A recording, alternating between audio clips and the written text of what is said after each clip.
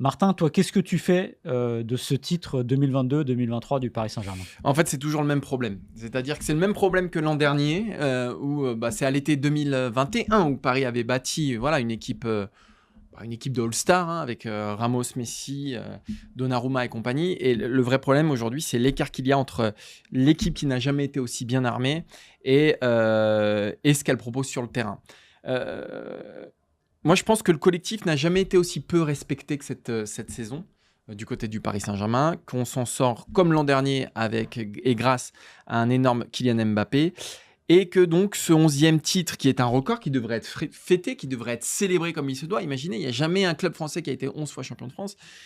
Finalement, ce sera un parmi d'autres. Il ne sera pas fêté plus que ça, puisque l'année se termine sur un constat d'échec.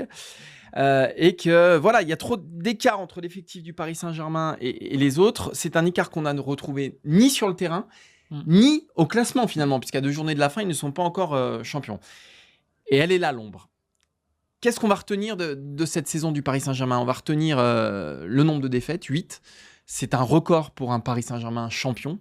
Et il y en aura peut-être une 9e, voire une 10e dans les 2 dernières journées qui arrivent. Ça, c'est une tâche massive.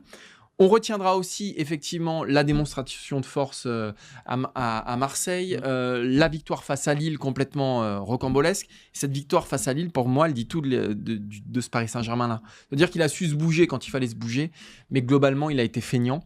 Globalement, il n'a pas respecté la Ligue 1, il n'a pas respecté son effectif. Et c'est pour ça que ce titre, il ne peut pas être bien placé. Moi, je le mets, en fait, au même titre que la saison dernière. Voilà, je le mets sur la même ligne que la saison dernière, la dernière saison de Pochettino, qui s'est finie dans une sorte de marasme collectif. Donc je le mets tout en bas en compagnie du titre de l'an dernier. Ouais, moi je le mets encore plus bas que le titre de l'an dernier. Alors c'est vrai que les 3 dernières saisons dessinent quand même une courbe descendante. Il y a eu évidemment le titre perdu contre Lille. Il y a eu le titre de l'année dernière qui est vraiment bizarre. Et celui de cette année, pour moi, c'est le pire de l'ère QSI et même de l'histoire du Paris Saint-Germain, parce que les 2 premiers titres, 86, il y a 26 journées sans être battu, c'était assez fort. Et 93-94... Franchement, il n'y a rien à dire devant l'OM, devant Monaco, etc., devant Auxerre, donc très bien. L'année dernière, déjà, on avait l'impression d'avoir touché un plus bas historique parce que, souvenez-vous, après le Real Madrid, après l'élimination en rocambolesque, encore une fois, tous d'élite. Mais vraiment tous d'élite. Souvenez-vous, parce que maintenant on oublie un peu le marasme du printemps dernier, le PSG Bordeaux, les sifflets contre Messi, l'espèce de psychodrame que ça avait créé. Pour la première fois, vraiment, les supporters du PSG remettaient en cause, j'allais dire de manière verbale, la politique de QSI, du Qatar, de Nasser Al-Khelaifi. Et il y avait ce côté, en fait, on va taper là où c'est fait mal dans les bijoux de famille, c'est-à-dire Messi. Voilà. On a recruté du bling-bling, ça ne marche pas, les joueurs ne se bougent pas. Et puis, il y avait au-dessus de ça un Pochettino qui, alors lui, on ne savait pas trop ce qu'il faisait. Ouais. Il laissait faire, c'était de l'autogestion. Heureusement qu'il y avait Kylian Mbappé qui réussissait encore une fois à sauver les meubles. Mais ce Kylian Mbappé, on était tous persuadés qu'il allait partir. Et en fait, le PSG a fini les 3 derniers mois de la saison. Il perd pas tant de matchs d'ailleurs. C'est marrant parce que dans mon esprit, il perdait plus de matchs. Mais en fait, c'était assez indigent. Et c'était merci Mbappé et des sifflets contre les autres. Et déjà, c'est une comme grève, cette année au fond. Une grève, oui, sauf qu'il y a les défaites en plus cette année. Et puis, il y a les histoires autour. Et il y avait la grève, évidemment, des ultras qui commençaient à montrer les dents à juste titre. Et souvenez-vous quand même, le symbole, c'est la dernière journée, PSG-Metz. On apprend que Kylian Mbappé prolonge. Alors, c'est la surprise du chef parce que tout le monde le voyait parti au Real. Il prolonge, donc ça change un peu la dernière journée. Je crois qu'il y avait des banderoles à l'envers du CUP ils commencent à les remettre à l'endroit en deuxième mi-temps. Ils font la fête, mais quand même, pour vous dire un peu le symbole, la remise du trophée, au lieu de faire rentrer les joueurs individuellement, ils avaient fait rentrer tout le monde sur le podium pour éviter, évidemment, les sifflets, voilà. Donc, on s'attendra sûrement pas à mieux contre Clermont dans une semaine, parce que la saison du PSG est pourrie, parce que elle est pourrie par quoi? Évidemment, la deuxième partie de saison qui a été complètement ratée, surtout au regard de la première partie de saison, avec, on l'a dit, les joueurs qui étaient hyper motivés, Neymar et Messi, pour la Coupe du Monde. Et puis, pourquoi? Parce qu'évidemment, ils sont encore plantés en Ligue des Champions et que c'est peut-être injuste. On peut dire, oui, quand on entend, non, c'est pas normal d'être champion de France.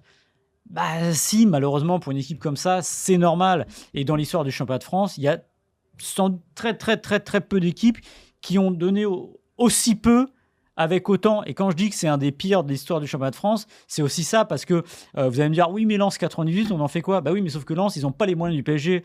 Être champion de France, normalement, c'est aller au-dessus de tirer vers le haut une équipe. Là, elle a été tirée vers le bas quasiment toute la saison, et c'est triste. Et encore une fois, il y a eu aussi des histoires à côté avec Galtier, etc. Donc je ne sais pas trop ce qu'il y a à ressortir de cette saison en vraiment positif. C'est étonnant parce que finalement l'équipe du Paris Saint-Germain est la meilleure sur la phase aller, mais aussi meilleure sur la phase retour. Elle terminera sans doute avec plus de points que l'an passé, son exercice, et plus de points, c'est déjà une certitude qu'en 2013 et en 2015. Et je te coupe, elle va faire la saison à la première place, de la première à la dernière journée. Ouais, tout à donc fait. c'est un vrai trompe-l'œil. Donc voilà, donc il y a tout plein de choses. En fait, on peut aussi relire, parce que le début de saison était quand même excellent. Oui. Et dans notre bilan, on est obligé de tenir autant en compte du début de saison que de la fin. Mais le problème, quand je disais que le collectif n'était pas respecté, c'est qu'on a une autre lecture de ce début de saison au regard de ce qui s'est passé depuis. C'est-à-dire qu'effectivement, on se rend compte que ce début de saison, pourquoi il était exceptionnel? Pas parce que les joueurs étaient motivés par un esprit collectif, une destination finale, tous ensemble, on y va. Non, c'est juste parce qu'il y a deux joueurs exceptionnels que sont Lionel Messi et Neymar qui voulaient être prêts pour le rendez-vous majuscule de leur saison, de leur carrière. Oui, de leur carrière. Et qu'ils sont tellement exceptionnels qu'ils ont charrié avec eux ce Paris Saint-Germain et qu'ils l'ont porté tout en haut. Et donc c'est en ça, quand on voit ce qui se passe après et que tout l'édifice s'écroule une fois que Messi est champion du monde, le pauvre Neymar, lui, il a été blessé, donc c'est encore autre chose. Mais voilà, une fois qu'il a été champion du monde, tout s'est un peu délité. Après, il y a eu effectivement la sortie de route en Ligue des Champions. Donc on est obligé d'avoir une autre lecture de ce début de saison.